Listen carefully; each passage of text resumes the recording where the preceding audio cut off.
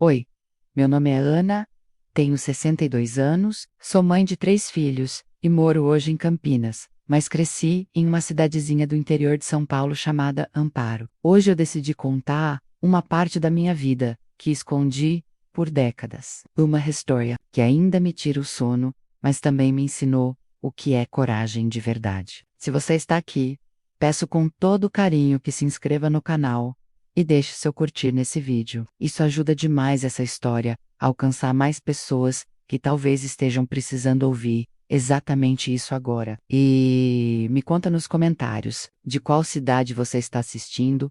Eu vou adorar saber até onde essa mensagem chegou quando eu era criança. Meu mundo era dividido entre o quintal, com parreiras de uva da casa da minha mãe, e os olhos atentos que me vigiavam a cada passo. Crescer em Amparo nos anos 70 parecia tranquilo do lado de fora, mas por dentro da minha casa havia um silêncio que gritava. Durante muito tempo, achei que fosse a única, que a culpa era minha, que carregar essa dor era o meu destino. Mas aos poucos, a vida foi me mostrando que o medo pode ser enfrentado, que a vergonha não era minha, e que a voz que me faltava, quando era menina, finalmente encontrou força. Contar essa história dói, mas guardar calada doeu ainda mais. Falar, agora com a minha voz e no meu tempo, é uma forma de resgatar, não só a minha dignidade, mas também dar força a outras mulheres que passaram por algo parecido. Se você sentir algo durante esse vídeo, raiva,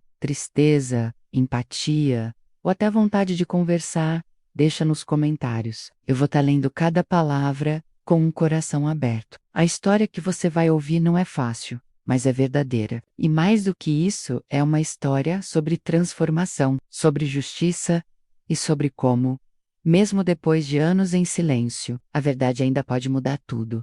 Nunca fui boa com telefonemas. Na verdade, não sou boa com conversas em geral.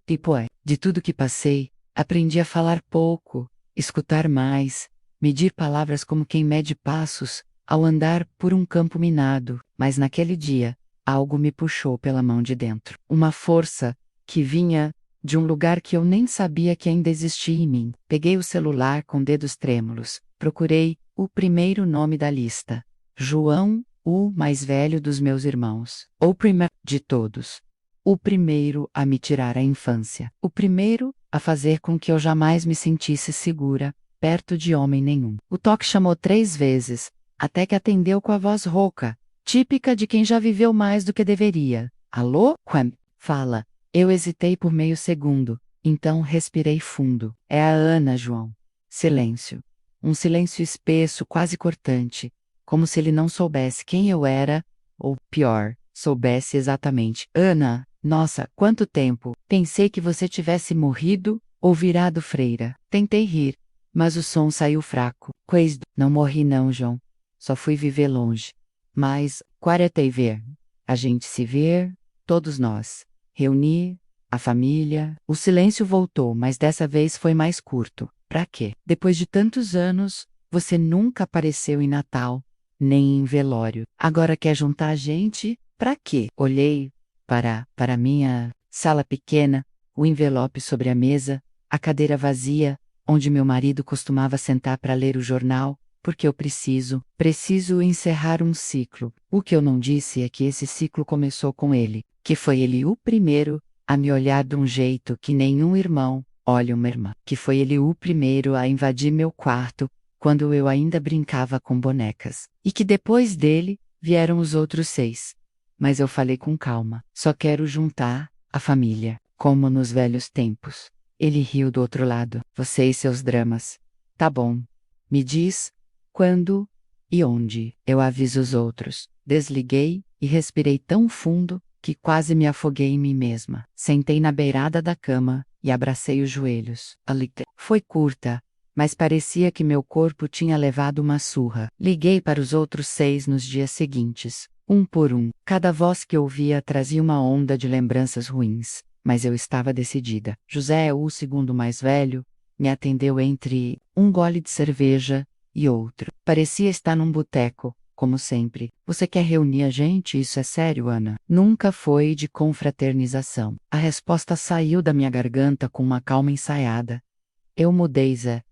Tem coisa que a gente precisa acertar. Ele riu, debochado, como se eu fosse uma criança. Acertar, só se for as contas do passado. Tá bom, fala aí o dia. E desligou. Cada ligação me deixava mais forte e mais fraca ao mesmo tempo. Era como enfiar o dedo numa ferida aberta e dizer para si mesma que precisa limpar. Mas e eu sabia. Eu sabia que só teria paz quando olhasse nos olhos deles e dissesse tudo o que esteve guardado por 50 anos, quando liguei para Francisco. O terceiro, senti uma fisgada na barriga. Era dele que eu mais tinha medo. Sempre foi o mais violento. Oh, Maze Cruel. O que dizia, enquanto me segurava com força, que eu era culpada por ser bonita. Que irmã que se exibe. Depois, não pode reclamar. Ele atendeu com a voz de sempre. Grossa, seca, direto. Fala. Fiquei em silêncio por 2 segundos. E ele já bufou. Alô, é a Ana, seu infeliz, pensei. Mas falei com voz baixa. Oi, Chico. É a Ana. Ele não disse nada, só ficou respirando. Acho que sabia. Você ainda está viva, foi o que ele disse. E eu respondi. Tô sim, e vou continuar viva diferente de você, que já morreu por dentro, faz tempo. Ele riu. Então quer o quê? Quer festa, quer abraço de irmão agora? E eu engoli. O choro, olhei pro espelho e respondi. Não quero festa, quero verdade. E quero você lá. Tem, no sítio do João, vai ter todo mundo. E desliguei. Os outros 4 irmãos, Paulo, Mário, Tônio e Roberto, foram variações do mesmo roteiro. Uns fingiram surpresa, outros tentaram bancar os bonzinhos. Um deles perguntou se eu estava doente, se era despedida. Report era assim. A minha despedida do silêncio. A minha despedida da vergonha que eles me fizeram carregar por toda a vida. Eu passei dias preparando tudo. Convidei também os sobrinhos, sobrinhas, netos, os filhos deles, que nunca souberam de nada. Pedi para uma amiga advogada me acompanhar discretamente. Era da minha confiança sábia do tudo. Montei pastas com documentos, datas, fotos antigas. Escrevi o que eu precisava dizer. Palavras que nunca consegui pronunciar em voz alta. Palavras que pesavam. Palavras que doíam. E guardei tudo num envelope pardo que repousava sobre a mesa da sala, como uma bomba relógio. Carlos, meu marido, percebeu meu nervosismo. A gente já tinha conversado sobre isso meses antes, quando decidi abrir tudo para ele. Chorou, se revoltou, quis ir atrás dos meus irmãos, mas entendeu que não era sobre vingança, era sobre libertação. Amor, você tem certeza que quer encarar? Isso perguntou naquela noite, me vendo embalar o envelope como se fosse um bebê. Eu olhei nos olhos dele. Pela primeira vez na vida, amor, eu sei exatamente o que eu quero e ninguém vai me impedir. No dia do encontro, acordei cedo. Vesti a roupa que mais me fazia sentir forte.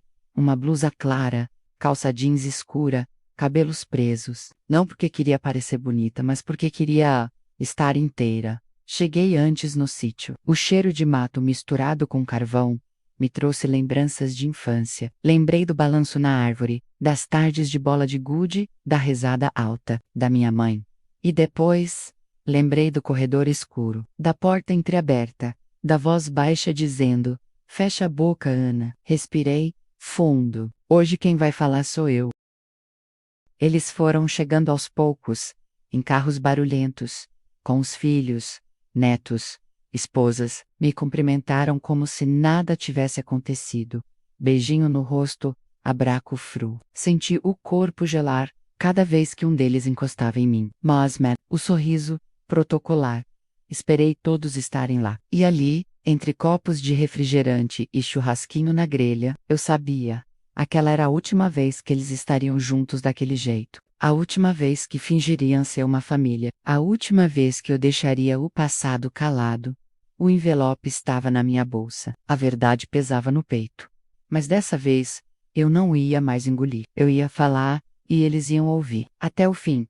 Eu devia ter uns 11 anos quando tudo começou.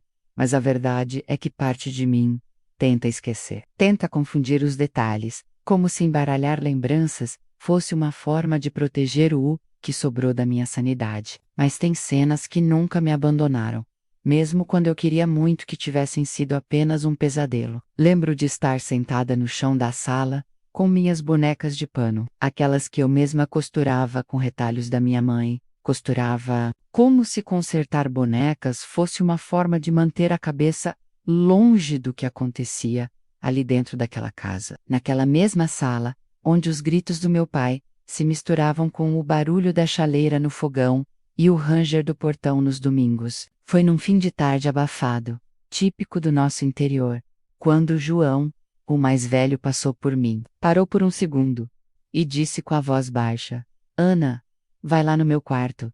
Preciso que você veja uma coisa. E eu fui. Eu obedecia. E eu era aquela menina quieta, que carregava sempre uma sombra no olhar e um peso invisível nos ombros. Quando entrei no quarto dele, ele trancou a porta, e ali, naquele silêncio denso, meu corpo soube que algo estava errado, mas minha mente demorou a entender. Ele falou num tom doce, estranho, quase zombeteiro: Isso é só pra gente, tá? Coisa de irmão e irmã, você não pode contar pra ninguém. E eu, que mal sabia o que era certo ou errado, só chorava baixinho, me perguntando o que eu tinha feito de errado. Depois vieram os outros. Não todos ao mesmo tempo. Vieram como lobos que farejam sangue. Primeiro o Francisco, que tinha olhos de vidro e mãos pesadas. Ele me pegava à força, me empurrava nos fundos do quintal.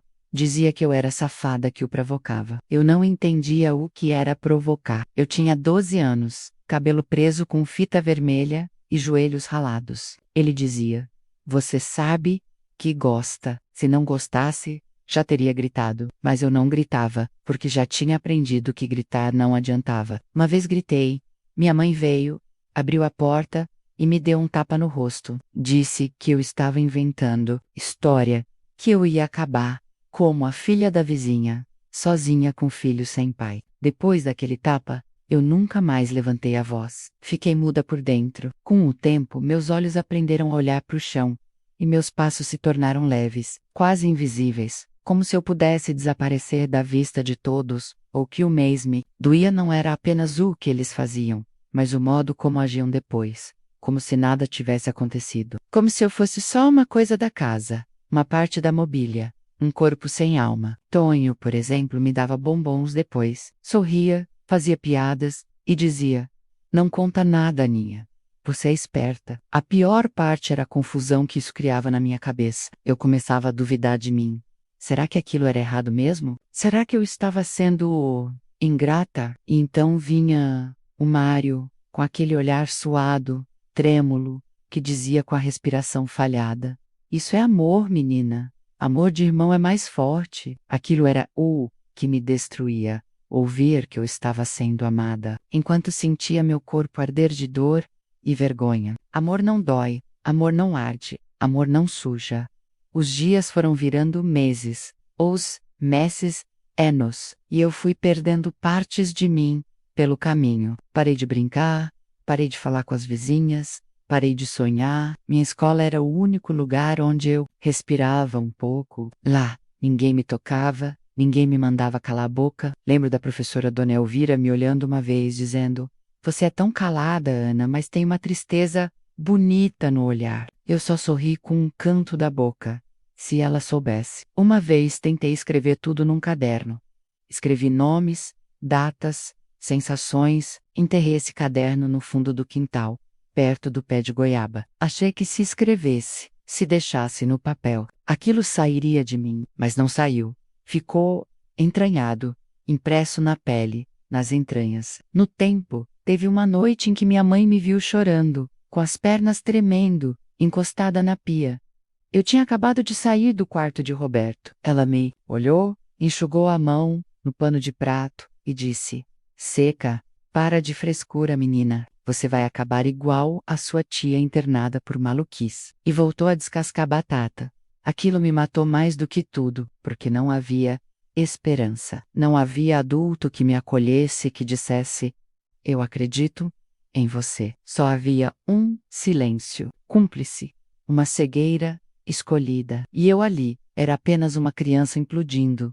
O dia em que menstruei pela primeira vez, achei que ia morrer.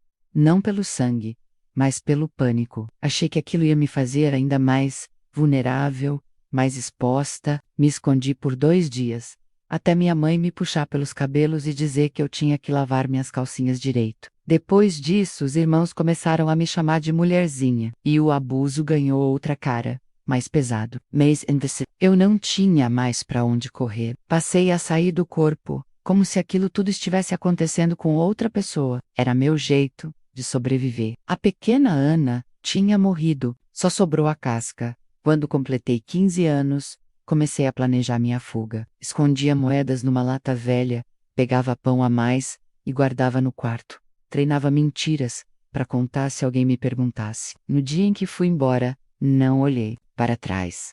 Caminhei até a estrada com o coração batendo como um tambor. Mas a menina dentro de mim, essa ficou para outras, apagada, anquebrada, esquecida, hoje. Quando olho para aqueles rostos envelhecidos, lembro de tudo isso com uma clareza cortante. Eles envelheceram, eu cicatrizei por fora, mas por dentro, aquelas cenas ainda vivem. E por isso que estou aqui. Porque o que vivi não foi invenção, não foi drama de adolescente, foi crime, foi abuso, foi destruição. E agora, vai ser revelação. Fugir de casa não foi um ato de coragem. Foi desespero. Não tinha nenhum plano nobre, nem esperança de uma vida melhor. Eu só queria parar de ser tocada. Só isso. Parar de ser olhada como carne exposta, como boneca velha, como nada. Acordei antes do sol nascer. Vesti minha roupa mais simples. Amarrei os cabelos com uma fita velha e peguei uma sacola de pano, onde coloquei 2 calcinhas, uma blusa e uma escova de dentes quebrada. A moeda que escondi por quase 2 anos estava dentro de um pote de plástico, embrulhada em papel higiênico. Quando cruzei a porta da frente, meus pés tremiam tanto que eu achei que não ia conseguir chegar até o portão. Mas fui, com o coração latejando, como se cada passo fosse um estouro no peito. Ninguém acordou. Talvez tivessem ouvido, talvez soubessem. Mas ninguém me deteve. E foi aí que percebi. Nunca se importaram. Não porque não sabiam, mas porque era mais fácil fingir que eu era o problema. Fugi a pé, pela estrada de terra batida, com o céu ainda escuro e o cheiro de orvalho nos capins altos. Caminhei até a cidade vizinha, uns 20 quilômetros, sem olhar para trás. Lembro que o peso da sacola parecia nada comparado ao peso que eu deixava para trás. Cheguei à rodoviária suada, com os pés doendo e a barriga roncando de fome. Não sabia para onde ir, não tinha para quem pedir ajuda. Sentei num banco e observei as pessoas passando, cada uma com seu destino. Pela primeira vez, ninguém me conhecia. Ninguém sabia da minha vergonha. Ninguém sabia que, até algumas horas antes, eu era uma menina que vivia trancada num quarto de silêncio e dor. E foi nessa ignorância coletiva que encontrei minha primeira paz. Um senhor me viu sentada e perguntou se eu estava esperando alguém. Balancei a cabeça. Ele me deu um pedaço de pão doce. Chorei com um pão na mão, porque era a primeira vez que alguém me dava algo sem querer nada em troca. Passei a noite na rodoviária, sentada, fingindo que dormia, tentando não parecer tão assustada. A mulher da limpeza me deu uma manta e disse, com voz baixa: "Você me lembra minha filha. Fica aí, quietinha." Agradeci com o olhar e abracei aquela manta, como se fosse um pedaço de mãe que eu nunca tive. No dia seguinte, arrumei um emprego de faxineira, num pequeno hotel. O dono me olhou com desconfiança, mas aceitou. Disse que ia pagar pouco. Eu disse que só precisava de um canto para dormir e um prato de comida. Ele me deu um quartinho nos fundos onde eu passei os primeiros meses da minha nova vida. Não foi fácil. Eu era jovem demais, fraca, assustada. Tinha medo de tudo. Quando um hóspede falava alto, eu tremia. Quando alguém ria forte, achava que estavam rindo de mim. Evitava contato visual, evitava espelhos, evitava o toque. Um dia, escorreguei no corredor e bati o joelho. O dono veio me ajudar, e ao me tocar, eu gritei. Ele recuou, assustado, e eu pedi desculpas 1000 vezes. Ele nunca perguntou por quê, só disse: "Você é estranha, mas trabalha bem. Continuei ali por mais de um ano, juntei dinheiro, comprei um rádio. Às vezes ouvia músicas que falavam de amor e achava aquilo tão distante quanto a lua. Para mim, amor era sinônimo de controle, de medo, de culpa. Não entendia como as pessoas se olhavam nos olhos e sorriam de verdade. Eu não sabia sorrir sem disfarce, mas aos poucos fui criando pequenas rotinas que me mantinham de pé. Passeava na feira aos domingos, pegava livros emprestados na igreja, fazia crochê. E foi nessa simplicidade que comecei, pela primeira vez, a sentir algo parecido com liberdade. Mas o corpo não esquecia. Às vezes, eu acordava com suor frio, lembrando das vozes, dos rostos, do quarto trancado. Tinha pesadelos com meus irmãos vindo me buscar. Acordava chorando, apertando o travesseiro. Nunca contei isso para ninguém. Guardava, enterrava.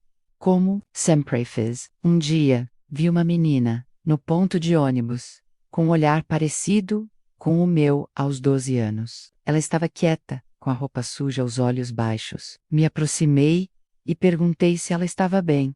Ela sentiu, mas eu sabia que não. Aquela menina era um espelho. Foi quando percebi que aquilo que eu vivi não era normal. Não era coisa de família, como diziam. Era crime, era destruição. Mas naquela época ninguém falava sobre isso.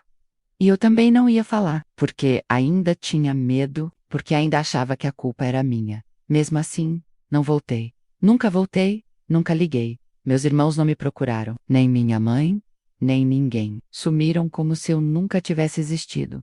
E de certo modo, era isso mesmo. Na cabeça deles, eu era a ingrata, a rebelde, a que foi embora sem avisar. Mas eu sabia a verdade. Eu sabia o que levei comigo. Meu corpo ferido, minha alma despedaçada, minha infância arrancada. Ainda assim, segui em frente. Troquei de cidade, arrumei outro emprego, dessa vez numa casa de família. Lá, conheci Dona Hilda, que me tratava com uma bondade tão despretensiosa que eu quase desconfiei. Ela me dava bolo nos fins de semana, perguntava se eu estava com frio, e um dia me disse: "Você merece ser feliz, Ana." E eu chorei no banheiro por uma hora depois de ouvir isso. Foi nessa mesma casa que conheci Carlos. Ele era sobrinho de Dona Hilda, vinha ajudar com as compras. Não era bonito, nem charmoso, mas tinha uma calma, no jeito de andar, que me tocava. Sempre me tratava com respeito, com simplicidade. Não olhava para o meu corpo, olhava para mim. Eu desconfiava de cada gesto no começo, mas ele insistiu. Com flores colhidas do quintal, com conversas sobre o tempo, com piadas bobas que me arrancavam risos tímidos. E assim, sem perceber, fui abrindo um espaço dentro de mim, onde nunca pensei que alguém pudesse entrar. Mas isso é história para o próximo momento. Por enquanto, tudo o que eu queria era sobreviver. E aos poucos, sem ninguém saber, eu estava conseguindo. Fugir de casa não foi um ato de coragem. Foi desespero. Não tinha nenhum plano nobre, nem esperança de uma vida melhor. Eu só queria parar de ser tocada, só isso. Parar de ser olhada como carne exposta, como boneca velha, como nada. Acordei antes do sol nascer, vesti minha roupa mais simples. Amarrei os cabelos com uma fita velha e peguei uma sacola de pano, onde coloquei 2 calcinhas, uma blusa e uma escova de dentes quebrada. A moeda que escondi por quase 2 anos estava dentro de um pote de plástico, embrulhada em papel higiênico. Quando cruzei a porta da frente, meus pés tremiam tanto que eu achei que não ia conseguir chegar até o portão. Mas fui, com o coração latejando, como se cada passo fosse um estouro no peito. Ninguém acordou. Talvez tivessem ouvido, talvez soubessem, mas ninguém me deteve. E foi aí que percebi. Nunca se importaram. Não porque não sabiam, mas porque era mais fácil fingir que eu era o problema. Fugi a pé, pela estrada de terra batida, com o céu ainda escuro e o cheiro de orvalho nos capins altos. Caminhei até a cidade vizinha, uns 20 quilômetros, sem olhar para trás. Lembrou que o peso da sacola parecia nada comparado ao peso que eu deixava para trás. Cheguei à rodoviária suada, com os pés doendo, e a barriga roncando de fome. Não sabia para onde ir, não tinha para quem pedir ajuda. Sentei num banco e observei as pessoas passando, cada uma com seu destino. Pela primeira vez, ninguém me conhecia. Ninguém sabia da minha vergonha. Ninguém sabia que, até algumas horas antes, eu era uma menina que vivia trancada num quarto de silêncio e dor. E foi nessa ignorância coletiva que encontrei minha primeira paz. Um senhor me viu sentada e perguntou se eu estava esperando alguém. Balancei a cabeça. Elle me deu um pedaço de pão doce. Chorei com um pão na mão, porque era a primeira vez que alguém me dava algo sem querer nada em troca. Passei a noite na rodoviária, sentada, fingindo que dormia, tentando não parecer tão assustada. A mulher da limpeza me deu uma manta e disse, com voz baixa, "Você me lembra minha filha. Fica aí, quietinha." Agradeci com um olhar e abracei aquela manta como se fosse um pedaço de mãe que eu nunca tive. No dia seguinte, arrumei um emprego de faxineira num pequeno hotel. O dono me olhou com desconfiança, mas aceitou. Disse que ia pagar pouco. Eu disse que só precisava de um canto para dormir e um prato de comida. Ele me deu um quartinho nos fundos, onde eu passei os primeiros meses da minha nova vida. Não foi fácil. Eu era jovem demais, fraca, assustada, tinha medo de tudo. Quando um hóspede falava alto, eu tremia. Quando alguém ria forte, achava que estavam rindo de mim. Evitava contato visual, evitava espelhos, evitava o toque. Um dia, escorreguei no corredor e bati o joelho. O dono veio me ajudar e, ao me tocar, eu gritei. Ele recuou, assustado, e eu pedi desculpas 1000 vezes.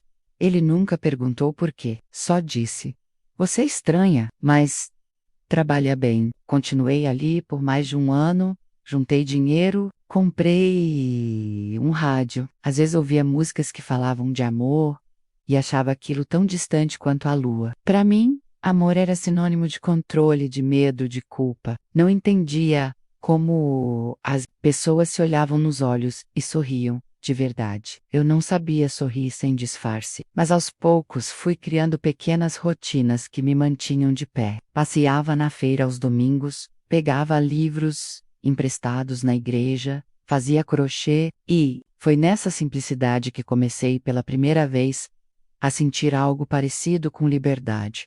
Mas o corpo não esquecia. Às vezes, eu acordava com suor frio, lembrando das vozes, dos rostos, do quarto trancado. Tinha pesadelos com meus irmãos vindo me buscar.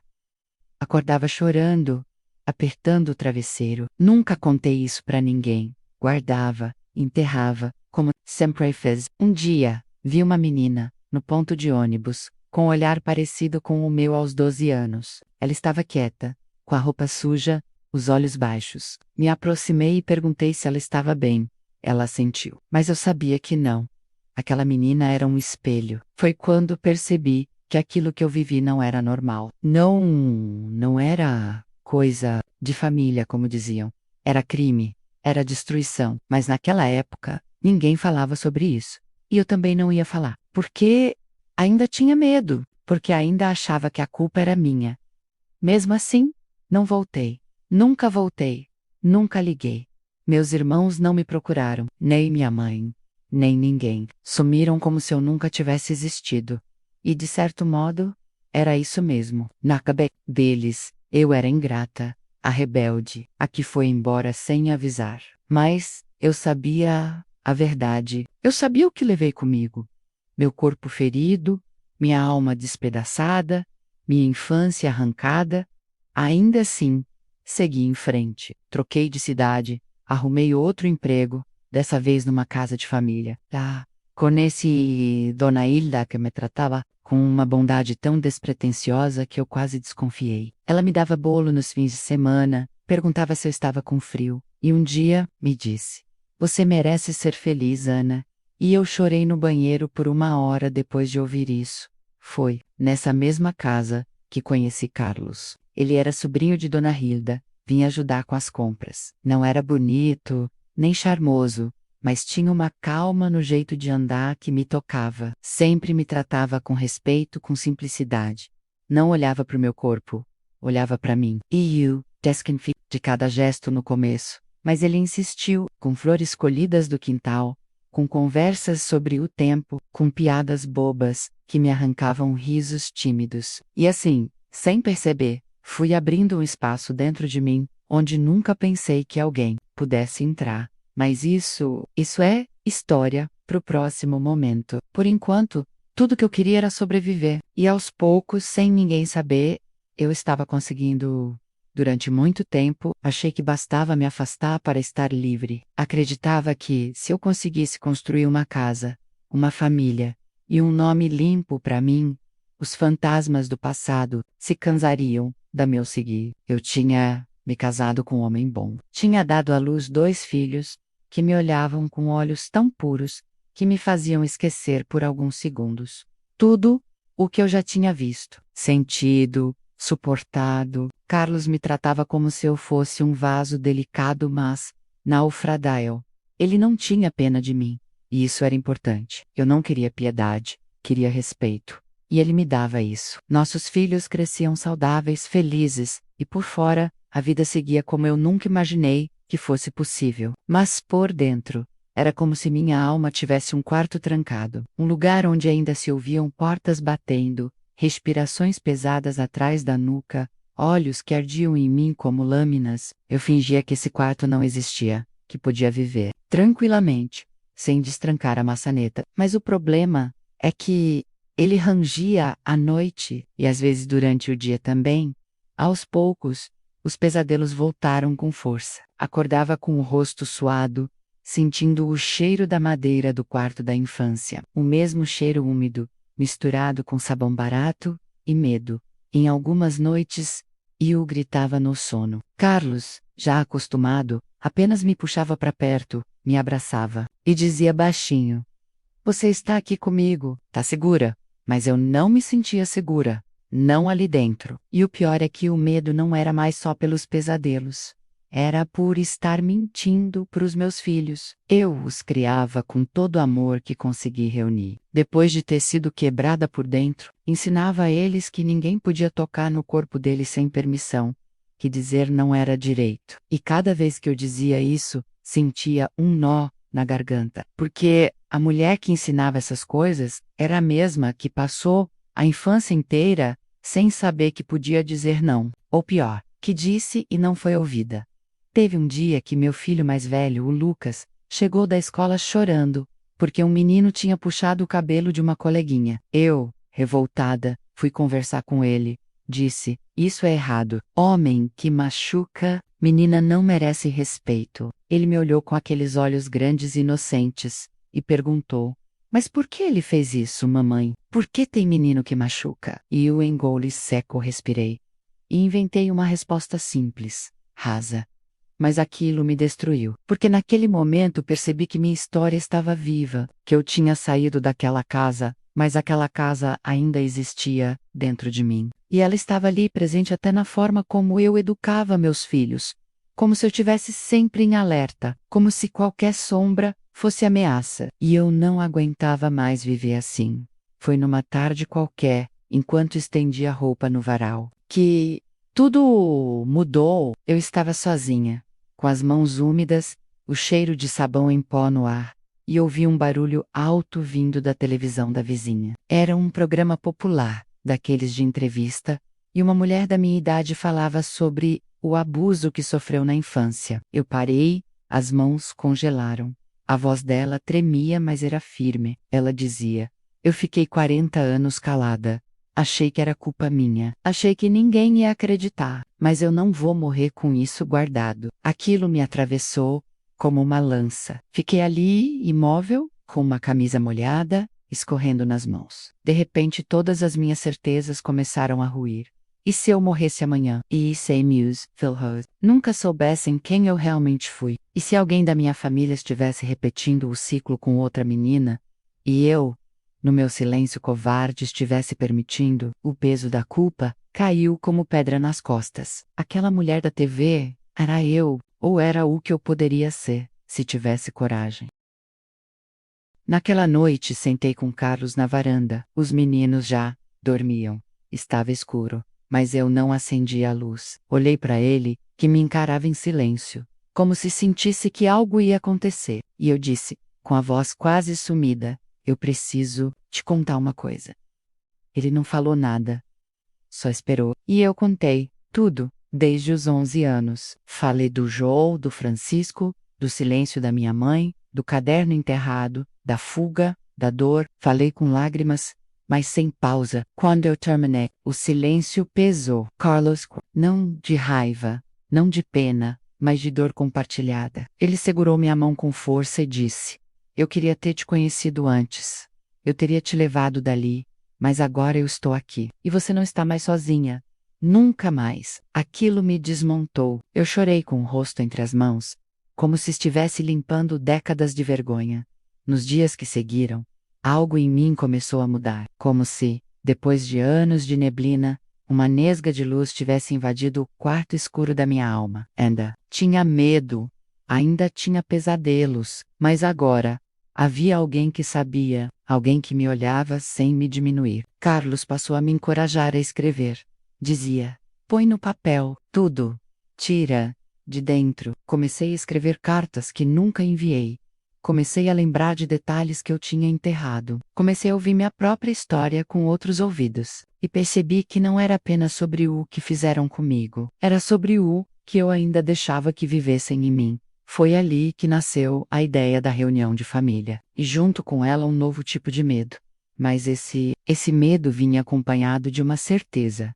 Era hora de abrir a porta daquele quarto escuro, hora do falar, hora de encerrar um ciclo com um som mais poderoso que existe, menos minha própria voz. A decisão não veio de um impulso. Foi como um fogo que começou pequeno, uma centelha acesa ali na varanda, quando contei minha história para Carlos, e que depois foi crescendo devagar, consumindo tudo o que ainda restava de silêncio dentro de mim. Era uma mistura de dor e lucidez, como se eu, pela primeira vez na vida, enxergasse com clareza o que precisava ser feito. Não bastava mais apenas ter sobrevivido. Não era suficiente ter reconstruído minha vida, criado meus filhos com amor, casado com um homem bom. Eu sabia que aquela parte da minha história continuava viva, nos bastidores da minha alma, escondida, mas ativa, como um parasita antigo, que se alimentava do meu medo. E mais do que isso, eu sabia menos, e isso doía mais do que tudo, que o silêncio protegia não só os agressores,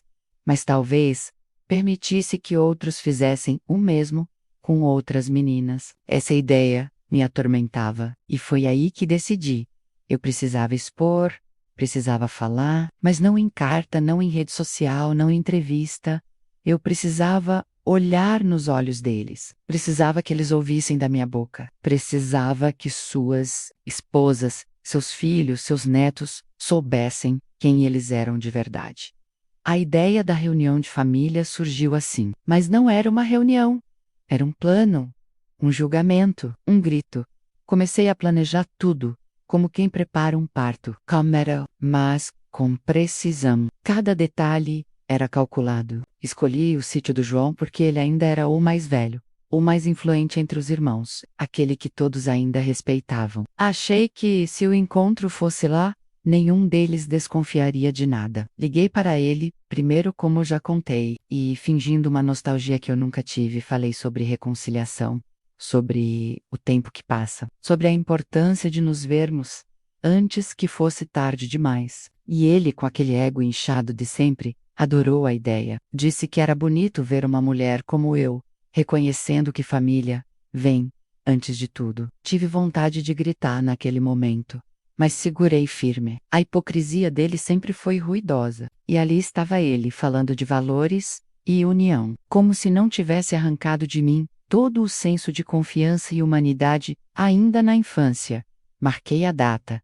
Sábado, dia 18, 14h. Churrasco, piscina, música. Pedi que cada um levasse sua família, seus filhos, seus netos, e avisei: vou levar uma surpresa especial. Eles riram, fizeram piada, debocharam, mas todos confirmaram presença. Enquanto isso, eu montava o que chamei de meu dossiê da verdade. Era um envelope pardo grosso, onde coloquei tudo o que consegui reunir ao longo dos anos. Não provas materiais, porque não existiam mais, mas registros, uma cópia da minha certidão de nascimento, com datas que batiam com meus relatos. Anotações antigas, que consegui recuperar de um caderno que tinha enterrado.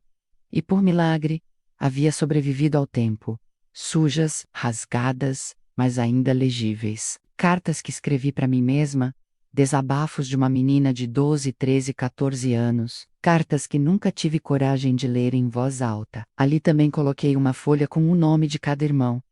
E ao lado, as memórias mais vivas, o Cairo, do hálito, o modo como falavam, as palavras exatas que usavam. Eu sabia que quando falasse aquilo, ninguém poderia dizer que era invenção, porque só quem vive lembra com tanta precisão da dor. Conversei com minha amiga Lúcia, que além de ser minha confidente há anos, é advogada. Ela já sabia da história, mas quando falei da reunião, ela arregalou os olhos e disse: "Você tem certeza que quer fazer isso dessa forma?" Eu disse que não era uma escolha, era uma necessidade. Expliquei que não queria apenas justiça formal. Queria justiça simbólica. Queria tirar a máscara deles diante das pessoas que eles ainda enganavam. Lúcia respeitou. Disse que, se eu quisesse, ela poderia ir comigo como convidada. Disfarçada. EUACT. Sabia que, se algo saísse do controle, eu precisaria de alguém lúcido por perto. Durante os dias que antecederam o encontro, minha cabeça era um redemoinho. Eu ainda cuidava da casa, dos filhos, do trabalho, mas por dentro, havia prestes a explodir. Às vezes, no meio do supermercado, sentia as mãos suarem, as pernas tremerem. Quando um atendente falava mais alto, eu me encolhia. Quando via irmãos abraçando sobrinhas, me dava enjoo. Comecei a dormir menos. Fiquei mais sensível. Carlos me observava de longe, mas não pressionava. Uma noite, ele me disse: "Você é mais forte do que qualquer mulher que já conheci." E eu, cansada, respondi: "Eu não quero ser forte. Eu só quero me livrar disso." Ele me abraçou e não disse mais nada. Era isso que eu mais amava nele. O silêncio certo, na hora certa. Na véspera da reunião, sentei na sala com um envelope no colo. As crianças dormiam. A casa estava escura. A luz do abajur criava uma sombra no chão que parecia dançar. Abri o envelope e li tudo do novo. Chorei em silêncio. Não era um choro de desespero, era de esvaziamento. Era como se eu estivesse tirando cada pedaço de mim que ficou preso naquele passado e reentregando a mulher que sou agora. Respirei fundo, fechei o envelope, coloquei dentro da bolsa e disse para mim mesma: acabou o tempo de se esconder. Agora é hora de ser vista. O céu amanheceu nublado naquele sábado, e eu achei que era sinal. Sinal de que o mundo sabia o que estava para acontecer. Sinal de que talvez Deus estivesse olhando. Não sei se Deus existe do jeito que ensinam na igreja, mas naquele dia eu queria acreditar em alguma coisa que fosse maior do que eu, porque a coragem que me guiava parecia frágil demais diante do que me esperava. Levantei, antes das crianças, antes do Carlos, antes do mundo, tomei banho em silêncio. Vesti uma roupa clara, simples, mas que me fazia sentir firme. Prendi o cabelo para trás, como fazia quando era adolescente, como se aquele gesto devolvesse a mim uma parte da menina que fui. O envelope estava dentro da minha bolsa, junto com uma cópia do discurso que eu tinha escrito à mão e relido tantas vezes que já sabia de cor. Não sabia se conseguiria ler na hora, mas levava comigo como um escudo, como um amuleto. Carlos percebeu meu nervosismo, mas não me tocou. Ele sabia, me olhou de longe enquanto tomava café e disse apenas: qualquer coisa, eu estou aqui. Assenti com um sorriso pequeno, sem conseguir dizer nada. Os meninos ficaram com a vizinha, e disse que ia a uma reunião importante, que talvez voltasse tarde. Não expliquei. Ainda não era o momento. Peguei o carro com as mãos frias no volante, e a estrada até o sítio do João me pareceu mais longa do que nunca. Cada árvore que passava pela janela me lembrava da minha infância. Cada curva parecia me levar de volta a um tempo que eu lutei tanto para deixar para trás. Quando vi a porteira de madeira, meu coração disparou. Respirei fundo e entrei. O sítio estava quase igual. O chão de terra batida, o cheiro de carvão no ar, os sons das galinhas soltas e das vozes se misturando, eles já estavam lá. João, como sempre, comandava o churrasco com um copo de cerveja na mão. E aquela risada alta e forçada. José e Francisco estavam perto da piscina, de óculos escuros, comentando sobre futebol. Os outros também tinham chegado. Tonho, Roberto, Mário, Paulo, todos sorridentes, descontraídos, como se aquilo fosse só mais um encontro qualquer, como se nada tivesse acontecido, como se fossem apenas irmãos comemorando uma tarde em família. Quando me viram chegando, se aproximaram com abraços frouxos, toques nas costas, piadas deslocadas. João disse: "Olha só quem apareceu." Rebelde, resolveu lembrar da gente. Sorri com um canto da boca e respondi: "Não é todo dia que a gente tem a chance de fechar um ciclo." Eles riram, sem entender o que eu quis dizer. As esposas estavam lá também, assim como sobrinhos, sobrinhas, netos. Havia crianças correndo pelo gramado, adolescentes colados no celular, mulheres preparando saladas na varanda. Uma cena de filme, dessas que mostram famílias felizes e unidas, mas que ali, diante dos meus olhos, era apenas um cenário para uma farsa. Eu observava cada detalhe com atenção, como quem anda por um campo minado. Cumprimentei todos, com educação, e aos poucos fui me afastando do centro, posicionando o que precisava na mesa da varanda. O envelope, meu copo d'água, o pequeno caderno onde estavam minhas anotações. Lúcia chegou pouco depois, com um vestido leve, óculos escuros e sorriso gentil. Ninguém desconfiou de nada. Disse que era minha amiga dos tempos do trabalho. Foi cumprimentada, com simpatia e indiferença. Passaram-se 2 horas. As pessoas já tinham comido, estavam rindo alto, jogando conversa fora. E meu corpo parecia estar em outro plano. Eu ouvia tudo com um zumbido constante nos ouvidos, como se estivesse dentro de um túnel. Meu coração batia rápido, mas não do medo. Era ansiedade. Era como se a menina de 11 anos que fui estivesse ali comigo, segurando minha mão, pedindo para ser ouvida. E eu sabia que estava na hora. Caminhei até a varanda, subi os 3 pequenos degraus e parei ao lado da mesa. Aproximei o microfone, que estava ligado à caixa de som que tocava a música. Apertei o botão. O som da conversa foi baixando. Alguns riram, outros me olharam com curiosidade. Eu respirei fundo e disse: "Gente, será que podemos fazer silêncio um pouquinho? Eu queria dizer algumas palavras." A música foi cortada. Os olhares se voltaram para mim, alguns surpresos, outros apenas esperando mais uma anedota de família. Mas quando viram meu rosto sério, minha voz firme, o silêncio se adensou. Eu segurei o microfone com as 2 mãos, olhei para cada um. Meus irmãos estavam todos ali. 7 homens que destruíram minha infância. 7 rostos envelhecidos, mas ainda reconhecíveis. Eu comecei durante muitos anos. Eu me calei. Durante muitos anos, eu pensei que o que aconteceu comigo era culpa minha, que eu merecia, que tinha imaginado, mas agora eu sei que não. Eu não sou a culpada. E hoje, diante de todos vocês, diante das esposas, filhos, netos, eu vou contar a verdade, uma verdade que vivi sozinha por tempo demais. E contei do primeiro dia, contei de como João me chamou no quarto, de como Francisco dizia que eu era culpada por ser bonita demais. Falei dos toques, das ameaças, das noites em que eu me encolhia no canto do quarto esperando que não me vissem. Falei do silêncio da minha mãe, do tapa que recebi quando tentei falar, da vergonha que carreguei por décadas. Nomeei todos, um por um, sem medo, sem pausa. Cada nome era uma ferida aberta. E agora, uma ferida exposta.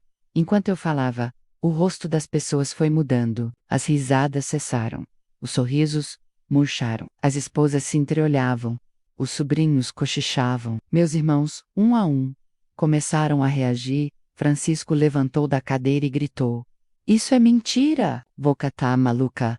Eu segurei firme. Olhei para ele e disse: "Maluca é quem faz isso com uma criança e acha que vai morrer impune." João tentou se levantar, mas a própria esposa segurou seu braço com força. Algumas das sobrinhas estavam chorando. Outras apenas olhavam, sem saber o que dizer. Lúcia se aproximou discretamente. Me deu um leve sinal de apoio com os olhos. E eu continuei. Disse que fugi com 17 anos, que me reconstruí, que tive filhos, mas que nenhuma vitória me apagava o que me foi feito, que só a verdade podia fazer isso. Terminei dizendo: eu não quero desculpas, não quero vingança, quero apenas que todos saibam que o silêncio de vocês, da família, não é mais minha prisão. Hoje quem carrega essa vergonha são vocês. E eu me libero. E desci os degraus com um corpo tremendo, mas com a alma leve como nunca esteve. Quando terminei de falar, e desci os degraus da varanda, meus joelhos ainda tremiam, como se todo o peso da infância estivesse finalmente saindo pelas pernas. Eu sentia o suor escorrer pelas costas, o coração batendo dentro do peito, como um tambor em marcha de guerra. Mas meu rosto estava calmo. Pela primeira vez em décadas, eu não me sentia a criança encolhida no canto do quarto, nem a mulher que fingia força para não desmoronar na frente dos filhos. Eu me sentia inteira. A verdade estava dita. Não importava o que viesse depois, os olhares, os julgamentos, as consequências. Eu tinha falado, e quando a gente fala, o silêncio dos outros se torna barulho, e foi isso que começou a acontecer ali, no meio daquele quintal cercado por árvores velhas, churrasqueiras ainda acesas e olhos arregalados. João foi o primeiro a se levantar completamente, com o rosto vermelho, a veia do pescoço pulsando, como se fosse explodir. Ele gritou: "Isso é invenção!" Essa mulher surtou. Tá querendo atenção. Sempre foi a mais problemática da casa. A mesma coisa de sempre. Você nunca aceitou regras, nunca soube obedecer.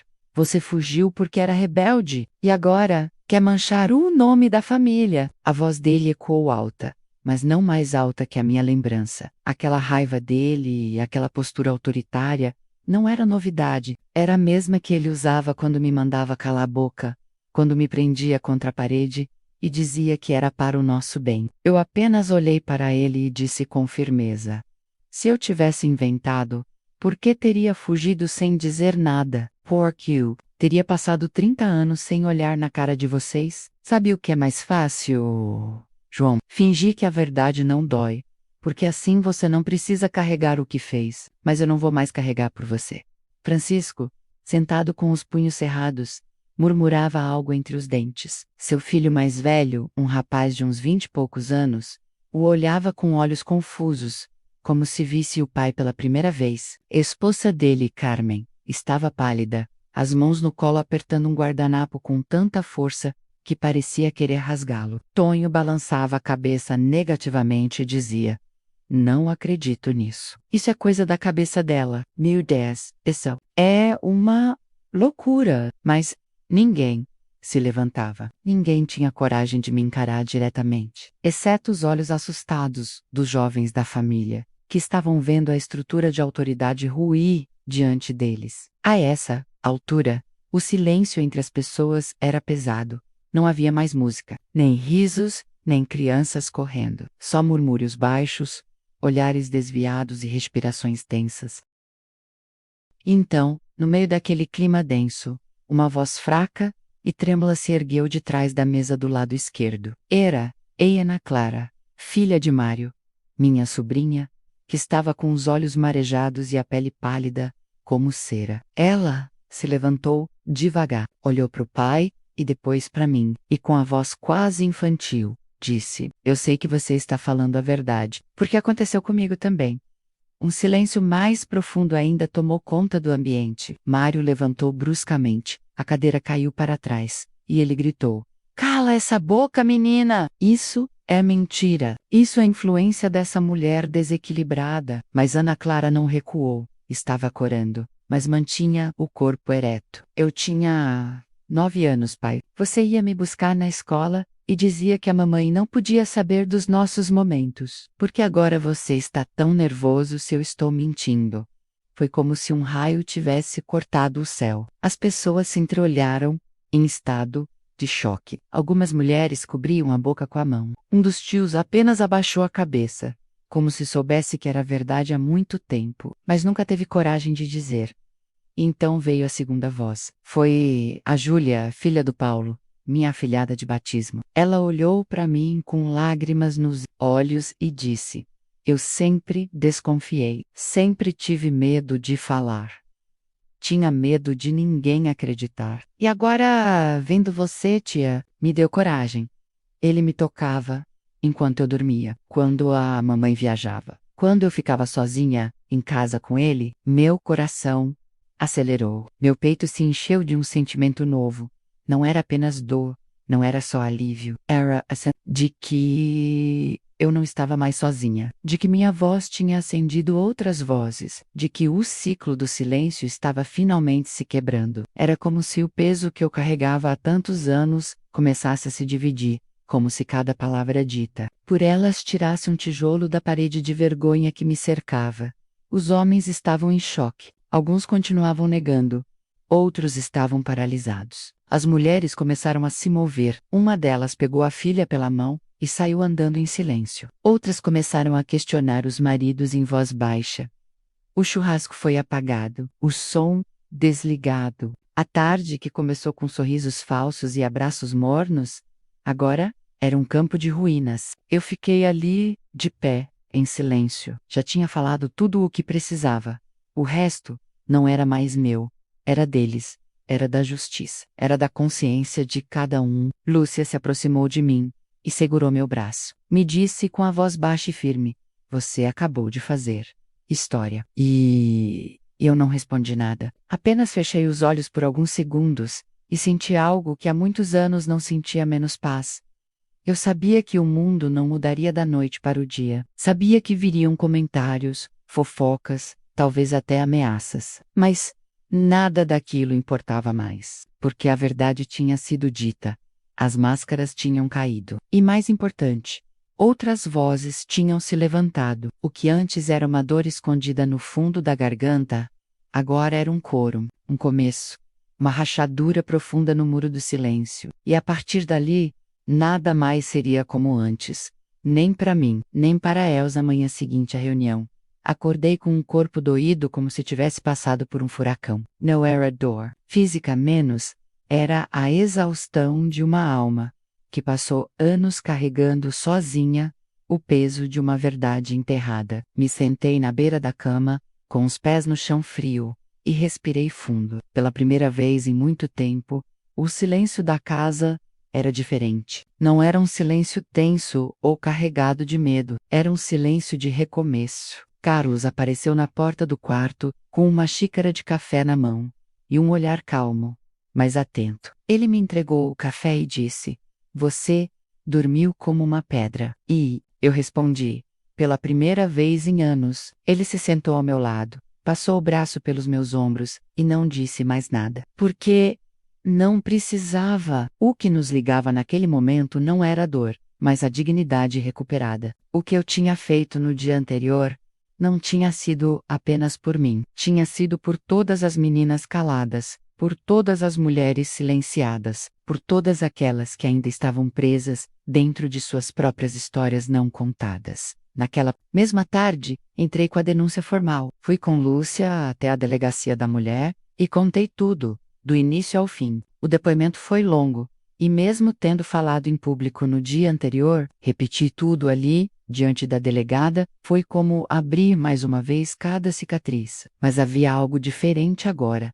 Eu não estava sozinha. Outras 3 sobrinhas já haviam procurado a mesma delegacia para relatar os abusos que sofreram. Nossos depoimentos se cruzavam em detalhes, em nomes, em datas, em padrões. As peças se encaixavam como um quebra-cabeça macabro. A delegada nos ouviu com respeito, paciência, e disse: Vocês estão fazendo o que muitas não conseguem.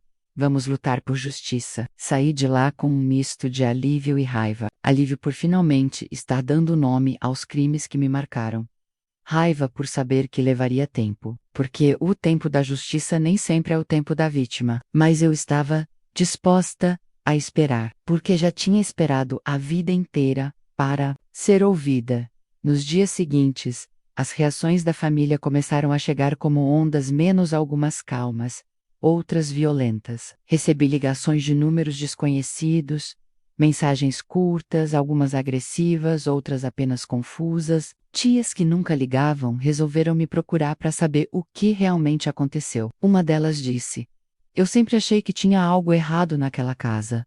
Mas quem era eu para me meter?" Respondi com frieza. Era uma adulta. E desliguei. Não havia mais espaço para complacência. O tempo da diplomacia tinha acabado.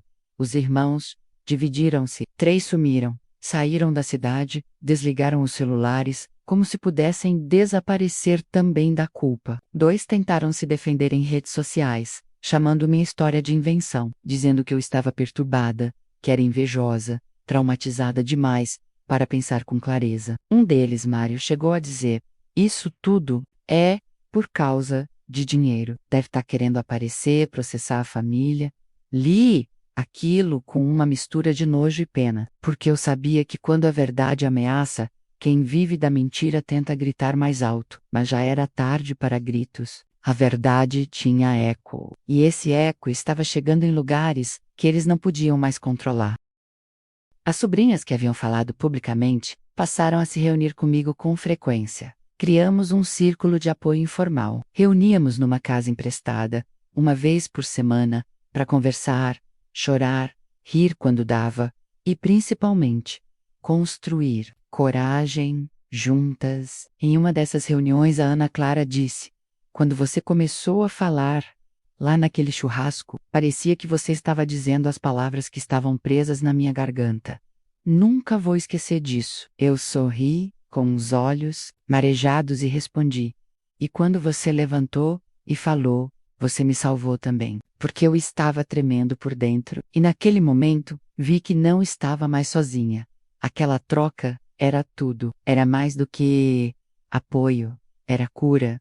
O processo judicial começou devagar, os depoimentos foram colhidos, os documentos analisados. Dusty se tornou minha representante oficial. Ela se empenhava como se fosse o próprio sangue que estivesse sendo lavado. A cada avanço no processo, ela me ligava com a voz firme: "Estamos caminhando, pode demorar, mas não vai parar." E eu acreditava nela. Pela primeira vez, confiava que algo estava sendo feito por mim, por nós. Não sabíamos se todos os irmãos seriam responsabilizados formalmente. Muitos dos crimes estavam prescritos, e isso doía mais do que eu conseguia explicar. Mas havia outro tipo de justiça acontecendo. As máscaras estavam caindo. Nos bairros onde eles moravam, começaram a ser evitados. As igrejas que frequentavam os afastaram discretamente. Os filhos olhavam diferente. As esposas, silenciosas, agora pareciam carregar um peso que antes era meu. E eu não me alegrava com isso, não era vingança. Era só o que era justo. Era o mundo, enfim, refletindo o que eu já carregava sozinha. Havia tanto tempo, em casa. Meus filhos souberam da verdade. Não contei todos os detalhes, mas falei o suficiente. Eles ouviram em silêncio, com olhos marejados e mãos nervosas. O mais velho, Lucas, me abraçou com força e disse: "Eu sempre soube que você era forte, mãe. Mas agora eu sei que você é gigante." Aquelas palavras foram o maior prêmio que já recebi, porque eram ditas por um menino que eu criei para ser homem de verdade. Um homem que sabe o que é respeito, empatia, coragem, e eu entendi naquele instante que não apenas sobrevivi ao passado, eu o transformei. Peguei aquilo que tentaram usar para me quebrar e transformei em ponte para outros atravessarem. Naquela semana, saí para caminhar sozinha, num fim de tarde. O céu estava laranja, o vento leve. Parei numa praça e sentei num banco. Fiquei olhando o movimento das árvores, os pássaros voando baixo, e pensei em como a vida é uma mistura de tudo: horror e beleza, dor e renascimento, silêncio e grito. E ali, naquele banco, sozinha, eu entendi algo simples e grandioso. Justiça que eu procurava não estava só no tribunal, no boletim de ocorrência, no nome deles manchado. A justiça verdadeira estava ali, Dentro do mim, no meu peito que finalmente respirava sem peso, nos meus pés que pisavam o chão sem medo, na minha voz que já não tremia, e no fato de saber que eu, justo eu, que um dia pensei em sumir do mundo, agora era o motivo de outras mulheres se levantarem.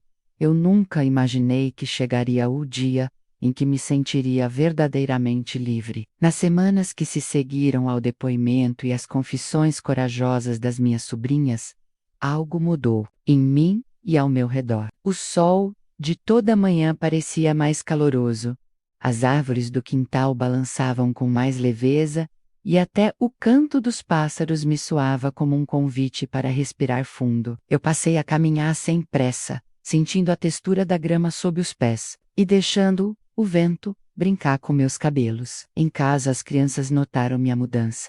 Lucas comentou que eu andava até mais alto, e Mariana me deu um abraço apertado, dizendo que mamãe estava diferente, mais feliz. Mas a verdadeira transformação aconteceu quando resolvi dar o próximo passo, organizar, junto com Lúcia e as sobrinhas, um evento de apoio a outras mulheres que passaram pelo mesmo. Não seria uma simples palestra, mas um encontro de cura, onde cada história, por mais dolorosa que fosse, se tornaria um tijolo para construir uma ponte de empatia e solidariedade. Quando compartilhei a ideia com Carlos, ele sorriu e disse: "É assim que heróis silenciosos fazem barulho, Ana." Aquilo me fez chorar de emoção, porque percebi que, naquele homem simples, eu tinha encontrado não apenas um companheiro, mas um aliado incansável na vida e na luta. Começamos a organizar o encontro na comunidade onde morávamos. Uma antiga casa paroquial com jardim amplo e varanda pintada de branco. Pendurei faixas feitas à mão, com letras coloridas, vozes que libertam. E você não está sozinha. Recebemos doações de cafés, bolos, sucos, cadeiras e mantas, para quem quisesse se aconchegar e compartilhar. À medida que o dia ia chegando, eu sentia borboletas no estômago, não de medo, mas de expectativa. Cheguei a duvidar de mim mesma. E se ninguém aparecer? E se as mulheres tiverem vergonha? Mas cada mensagem de confirmação que recebia, cada ligação trêmula de apoio, me lembrava de que, por trás do meu nome, havia através de mim tantas outras vidas, marcadas pelo silêncio. No dia do evento, o sol surgiu sem nuvens, como se o céu estivesse festejando conosco. As cadeiras ficaram cheias, mulheres de todas as idades, algumas com olhares cautelosos, outras com os olhos vermelhos de tanto chorar antes de chegar, mas ali, juntas, formando um grande círculo de confiança. Quando olhei para aquelas faces, meu coração estremeceu de gratidão. O encontro começou com minha fala. Respirei fundo diante do microfone, senti o peso das lembranças, e ainda assim, deixei que minha voz fluísse num tom suave, mas firme. Contei um pouco da minha história, não em detalhes cruéis, mas o suficiente para que todas entendessem o poder do silêncio e da omissão. Falei sobre a reunião de família, sobre a força das vozes que se ergueram, sobre a dor que se transforma em coragem. E quando terminei, ouvi o silêncio mais profundo que já experimentei. Não era o silêncio do medo, mas o silêncio do respeito e da empatia. Então, pedi que cada uma que quisesse se levantasse e dissesse seu nome, uma palavra que definisse sua dor. A primeira mulher disse Maria e falou vergonha. A segunda disse Joana e falou culpa. E assim, uma a uma, elas se levantaram, falaram, choraram, abraçaram quem estava ao lado. Quando chegou a vez de Rafaela, uma jovem de 22 anos, ela chorou tanto que não conseguia falar. E eu me levantei, abracei-a, e ela murmurou: "Eu nunca contei para ninguém." E eu respondi: "Hoje você contou para todas nós." E foi ali, naquele abraço coletivo, que senti o verdadeiro significado de libertação. Depois desse momento íntimo, fomos convidadas a desenhar num papel o que esperávamos do futuro. Algumas desenharam flores, símbolo de renascimento, disseram.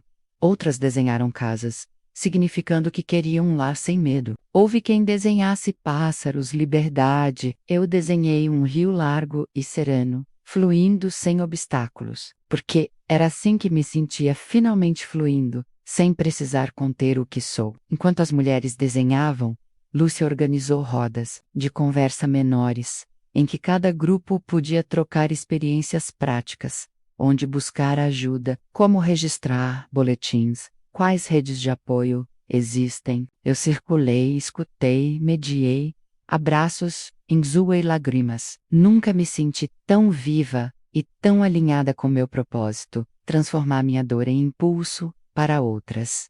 No final do dia, fizemos um círculo maior para encerrar. Cada mulher pôde dizer uma frase de empoderamento, o silêncio pairou por um instante. E então ouvi: minha voz vale. Outra: minha criança interior merece cuidado. E algo dentro de mim se partiu e se reconstruiu ao mesmo tempo. Arrejoicei com um simples Iu Tembam. Foi um coro de alma, tão forte que reverberou nos muros da casa paroquial e, presumo, no coração de cada mulher presente. Quando o evento terminou, muitas me cercaram para agradecer. Me deram flores, me entregaram bilhete. Algumas me pediram para ser mentorada, para continuar juntas numa caminhada de cura. Tudo aquilo me encheu de uma humildade enorme e de orgulho. Eu, que fui quebrada, agora ajudava a reconstruir. No dia seguinte, acordei com o corpo dolorido de tantas emoções, mas com o espírito em paz. As mensagens chegaram como ondas. Fotos do painel de desenhos, testemunhos de mudança, pedidos de novas reuniões. Vi que aquela semente tinha germinado e começava a florescer em muitas vidas. Percebi também que, ao mesmo tempo em que ganhava uma nova missão, me definia de forma diferente. Não mais apenas como vítima, mas como agente de transformação. Mas a vida continuava. O processo judicial ainda tramitava, os irmãos alternavam entre silêncio e tentativas de desacreditar tudo, e eu precisava seguir firme. Foi quando recebi uma ligação da delegacia. Alguns inquéritos que tinham sido arquivados por prescrição voltaram à pauta, porque as novas testemunhas, menos minhas sobrinhas, tinham depoimentos consistentes, e a promotoria decidiu reabrir Porte du Caça, alegando que o interesse de punir crimes contra crianças revestes de imprescritibilidade em certas circunstâncias. Eu quase não acreditei. As palavras da delegada foram firmes. A justiça pode tardar, mas não pode falhar. Senti o corpo arrepiar e disse: obrigada. Mas o verdadeiro obrigada era meu, por cada passo que dei, por cada lágrima que deixei cair, por cada voz que escolhi ouvir. Meses depois, recebi a notícia de que o processo seguia adiante e que poderíamos ter a audiência marcada. Era um marco simbólico porque, para mim, o momento mais importante já tinha acontecido. Eu tinha falado, tinha libertado outras vozes e tinha criado um espaço seguro de cura. Mas saber que a justiça formal também se movia me trouxe um alívio extra, uma sensação de que o sistema, afinal, reconhecia meu direito a ser ouvida. Liguei para cada uma das sobrinhas, e todas choraram. Juntas, ao telefone, compartilhamos risos trêmulos, promessas de estar juntas na audiência, selfies emocionadas. E eu percebi que aqueles rostos, antes marcados pela dor, agora brilhavam com determinação. Hoje, quando lembro daquela menina de 11 anos, sentada no chão de madeira fria, sei o quanto ela sobreviveria para ver este dia. Sei que cada passo de fuga, cada lágrima, cada carta escrita e não enviada, cada pesadelo e cada amanhecer foi um degrau na escada que me trouxe até aqui. As marcas no meu corpo e na minha alma não desapareceram, mas hoje elas são parte de um livro de superação, que passou a ser aberto por tantas outras mulheres. E ao fechar este ciclo, eu percebo que a minha história é muito maior do que o que fizeram comigo. Ela é um testemunho de que é possível renascer do próprio silêncio. É possível usar a dor como alavanca para erguer outras vozes. É possível construir pontes de empatia e quebrar as correntes do medo. E quando me perguntam quem eu sou, hoje respondo com orgulho: sou aquela que sobreviveu, que falou, que uniu vozes, que construiu justiça e que, acima do tudo, aprendeu que a verdade, por mais latejante que seja, sempre liberta.